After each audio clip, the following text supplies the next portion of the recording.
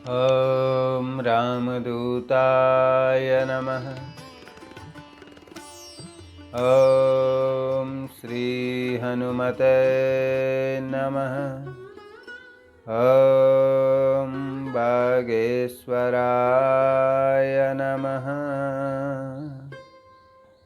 विश्व के समस्त राम भक्तों को जय श्री राम।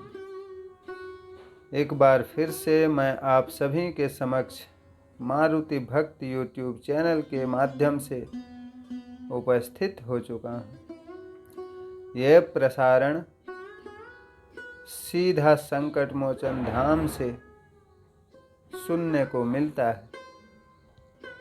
एक बार जब भोलेनाथ जी पार्वती मैया को श्री रामचरितमानस का कथा सुनाते हैं, उसके बाद पूरी कथा सुनाने के उपरांत जब भोलेनाथ जी ने माता पार्वती से कहा कि मैं तुम्हें वही कथा सुनाया हूँ जो कागभूषणी जी ने गरुड़ जी को सुनाया था, तो माता पार्वती ने महादेव जी से पूछ लिया कि हे प्रभु, कागभूषणी जी आखिर वो एक कौवे का शरीर में होने के बावजूद भी प्रभु राम का भक्ति कैसे पा गए? गरुड़ जी स्वयं श्री हरि विष्णु का वाहन होने के बावजूद भी ऐसा क्या हुआ जो उन्हें कागभूषणी जी से कथा सुननी पड़ी? ऋषि मुनियों के संगत में जाकर बैठ सकते थे। इस प्रकार का बहुत सारे सवाल एक साथ माता पार्वती ने भोलेनाथ के समक्ष खड़ी कर दी और रिक्वेस्ट करने लगी कि प्लीज़ आप हमें सुनाएं और फिर साथ में ये भी सुनाएं कि आपने ये कथा कैसे सुनी। जब कागभूषणी जी गरुड़ जी को बोल रहे थे तो फिर आपने कैसे सुनी? आप वहाँ क्या करने गए थे? भक्तों, धर्म पत्नियों की तो सवाल ही अनेक होती है।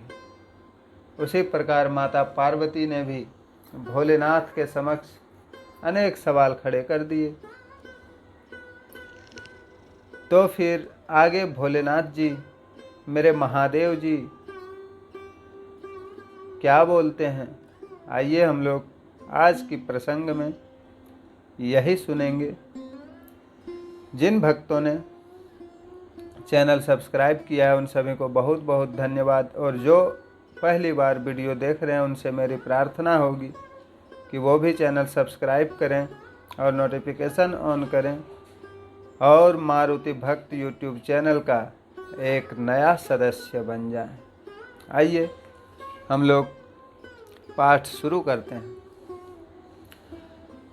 मंगल भवन अमंगल हारी, द्रवहु सुदशरथ अजिर बिहारी।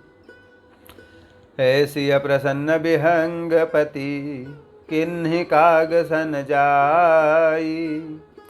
सो सब सादर कहिहूँ, सुनहु उमा मन लाई। जब माता पार्वती ने बहुत सारे सवाल भोलेनाथ जी के समक्ष एक साथ खड़े कर दी, तो फिर भोलेनाथ जी कहते हैं कि ऐसे ही कागभूषणी जी से गरुड़ जी ने जाकर बहुत सारे सवाल एक साथ खड़े कर दिए थे, और फिर उसी प्रकार आज देवी आपने भी की हो। इससे पता चलता है कि राम कथा सुनने में आपको बहुत ही आनंद आ रहा है। तो चलिए मैं ठीक उसी प्रकार राम कथा सुनाता हूँ। कैसे क्या हुआ, टोटल बायोडाटा डिटेल्स वह सब आदरपूर्वक कहता हूँ। हे पार्वती, तुम मन लगा कर सुनो। फिर भोलेनाथ जी आगे कहना शुरू करते हैं। मैं जिमि कथा सुनी भव मोचनी, सो प्रसंग सुनु सुमुखि सुलोचनी। प्रथम दक्ष गृह तब अवतारा, सती नाम तब रहा तुम्हारा। दक्ष यज्ञ तब भा अपमाना, तुम अति क्रोध तजे तब प्राणा। मम अनुचरण किन्ह मख भंगा, जानहु तुम सो सकल प्रसंगा। तब अति सोच भयहु मन मोरे, दुख भयहु वियोग प्रिय तोरे। सुंदर बन गिरि सरित तड़ागा, कौतुक देखि फिरऊं बेरागा। भोलेनाथ जी आगे कहते हैं कि हे सुमुखी, हे सुलोचनी, संसार से छुड़ाने वाली कथा जिस तरह से मैंने सुनी वह प्रसंग सुनो। आप सभी भी भक्तों, जब काकभूषणी जी ने गरुड़ जी को राम कथा सुना रहे थे तो भोलेनाथ जी ने उस कथा को कैसे सुना, आइए इस सवाल का जवाब जानते हैं। माता पार्वती का सर्वप्रथम सबसे पहला सवाल कि जब काकभूषणी जी ने गरुड़ जी को कथा सुनाई तो आपने कैसे सुनी, तो उसी सवाल का जवाब महादेव जी दे रहे हैं। आइए हम लोग भी जानते हैं। संसार से छुड़ाने वाली कथा जिस तरह मैंने सुनी वह प्रसंग सुनो। भोलेनाथ जी माता पार्वती से कहते हैं, पहले दक्ष के घर तुम्हारा जन्म हुआ था, तब तुम्हारा नाम सती था। दक्ष यज्ञ में जब तुम्हारा अपमान हुआ तब बहुत क्रोध करके तुमने प्राण त्याग दिए थे और मेरे गणों ने यज्ञ विध्वंस कर डाला था। यह सब प्रसंग तुम जानती ही हो। उस समय मेरे हृदय में अत्यंत शोक हुआ। हे प्रिय, तुम्हारे विछोह से मैं दुखी हो गया और विरक्त होकर सुंदर वन पर्वत नदी तालाबों में कौतुक देखता फिरता था। सुमेरु पर्वत के उत्तर में दूर अति मनमोहर एक नील पर्वत है। उसके 4 सुंदर स्वर्णमय शिखर है। वे मेरे मन को बहुत अच्छे लगे। उन शिखरों पर एक एक बड़ पीपल, पाकर व आम के वृक्ष थे। पर्वत के ऊपर एक मनोहर तालाब सुशोभित है। उसकी मणिमय सीढ़ियों को देखकर मेरा मन मोहित हो गया। गिरि सुमेर उत्तर दिशि दूरी, नील शैल एक सुंदर भूरी। तासु कनकमय शिखर सुहाए, चारि चारु मोरे मन भाए। तिन पर एक एक बिटप विशाला, बट पीपर पाकरी रसाला। 16 परिसर सुंदर सोहा, मनि सोपान देखि मन मोहा। मंगल भवन अमंगल हारी, द्रवहु सुदशरथ अजिर बिहारी। शीतल अमल मधुर जल, जलज विपुल बहुरंग। कूजत कलरव हंस गण, गुंजत मंजुल भृंग। मंगल भवन अमंगल हारी, द्रवहु सुदशरथ अजिर बिहारी। फिर भोलेनाथ जी आगे बोलते हैं कि उसका जल ठंडा, निर्मल और मीठा था। उसमें रंग बिरंगे कमल खिले थे। हंस मधुर शब्द कर रहे थे और भौरे सुंदर गुंजार कर रहे थे। उस पर्वत पर वही पक्षी बसता है, उसका नाश कल्पांत में भी नहीं होता। मायाकृत अनेक गुण, दोष और मोह व काम आदि कुविचार जो संसार में फैल रहे हैं, वे उस पर्वत के निकट कभी नहीं जाते। वहाँ रहकर वह काग जैसे श्रीहरि को भजता है। सो हे उमा, प्रेम से उसे सुनो। वह पीपल के नीचे ध्यान लगाता है, पाकर के नीचे जप यज्ञ करता है, आम की छाया में मानसिक पूजा करता है। हरि भजन को छोड़कर उसको दूसरा कोई काम नहीं है। बरगद के नीचे श्री हरि की कथा का प्रसंग कहता है। अनेक पक्षी वहाँ आते हैं और कथा सुनते हैं। श्री रामचरित्र के विचित्र विधानों को वह प्रेम पूर्वक आदर सहित गान करता है। निर्मल बुद्धि वाले हंस जो सदैव उस तालाब पर बसते हैं उसे सुनते हैं। जब वहाँ पहुंचकर मैंने यह कौतुक देखा तो मेरे हृदय में विशेष आनंद हुआ। तेहि गिरि रुचिर बसै खग सोई, तासु नास कल्पांत न होई। माया कृत गुण दोष अनेका, मोह मनोज आदि अविवेका। रहे व्यापी समस्त जग माही, तेहि गिरि निकट कबहु नहीं जाही। तह बसी हरि भजई, जिमि कागा सो सुनु मा सहित अनुरागा। पीपर तर उर ध्यान सुधरई, जाप यज्ञ पाकरि तर करई। आब छाह कर मानस पूजा, तजि हरि भजनु काजु नहीं दूजा। भरतर कह हरि कथा प्रसंगा, आवहि सुनहि अनेक विहंगा। रामचरित्र विचित्र विधि नाना, प्रेम सहित कर सादर गाना। सुनहि सकल मति विमल मराला, बसहि निरंतर जेते हिताला। जब मैं जाई सो कौतुक देखा, उर उपजा आनंद विशेखा। मंगल भवन अमंगल हारी, द्रवहु सुत दशरथ अजिर बिहारी। तब कछु काल मराल तनु, धरि तन किन्ह निवास।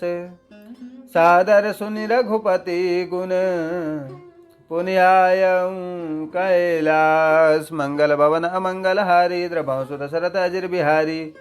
गिरजा कहूँ सो सब इतिहासा, मैं जय समय गयहूँ खग पासा। अब सो कथा सुनहु जय तेतु, गयहूँ काग पै खग कुल केतु। जब रघुनाथ किन्हिरन क्रीड़ा, समुझत चरित होहि मोहि ब्रीड़ा। इंद्रजीत कर आपु बंधायो, तब नारद मुनि गरुड़ पठायो।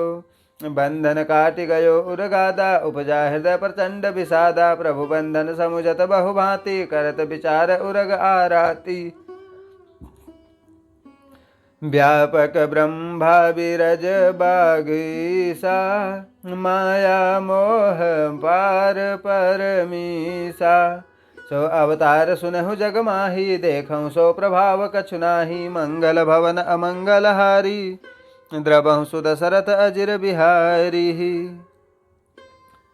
भव बंधन ते छूटहि, नर जपी जाकर नाम। खर्ब निशाचर बांधेऊ, नाग पास सोई राम। मंगल भवन अमंगल हारी, द्रवहु सुत दशरथ अजिर बिहारी। भोलेनाथ जी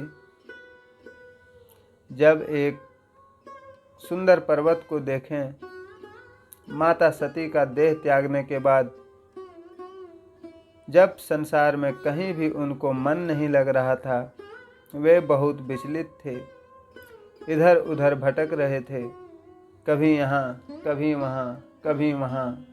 पूरे संसार में वो इधर उधर भटक रहे थे, कहीं भी मन नहीं लग रहा था। तब जाकर उन्होंने सुमेरु पर्वत को देखा और ऊपर जाकर देखा तो वहाँ बहुत सारे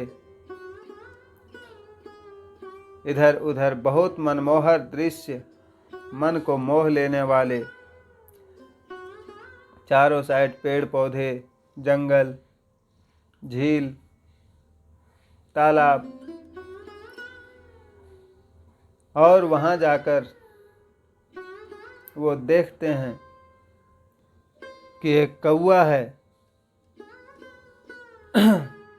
जो कभी पूजा कर रहा है, कभी भगवान का नाम जप रहा है, कभी राम कथा सुना रहा है।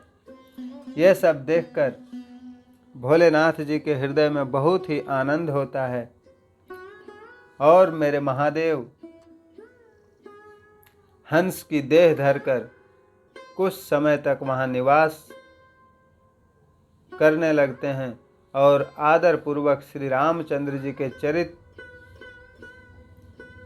काकभूषणी के मुख से सुनकर फिर वापस कैलाश को लौट जाते हैं। फिर महादेव जी आगे बोले पार्वती मैया से कि हे पार्वती, जिस समय मैं उस पक्षी के पास गया सो सब कथा तो मैंने नहीं कही। अब जिस कारण पक्षी कुल की ध्वजा स्वरूप गरुड़ जी उस काग के समीप गए थे सो सुनो। माता पार्वती के पहला सवाल कि आपने राम कथा कैसे सुनी। काकभूषणी जी बोल रहे थे गरुड़ जी को, तो फिर आपने कैसे सुनी। तो इसका जवाब महादेव जी देते हैं कि जब मैं इधर उधर भटक रहा था तो मैंने देखा पर्वत पर राम कथा एक कौवे के द्वारा हो रही है, तो मैं हंस का देह धारण करके गया और वहाँ से कथा पूरा सुन लिया। पूरा तो नहीं सुन पाया पर थोड़ा जरूर सुना। अब माता पार्वती का दूसरा सवाल कि गरुड़ जी ने कैसे कथा सुनी। इसका जवाब भोलेनाथ जी क्या दिए ये हम लोग कल की वीडियो में जानेंगे, क्योंकि आज वीडियो लंबी हो जाएगी। तो आज का वीडियो में इतना ही। कल का प्रसंग में हम लोग जानेंगे कि गरुड़ जी ने श्री राम कथा कैसे सुनी।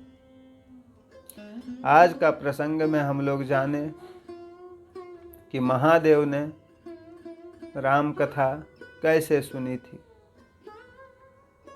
मिलते हैं फिर किसी नेक्स्ट वीडियो में, तब तक के लिए हमें आज्ञा दीजिए।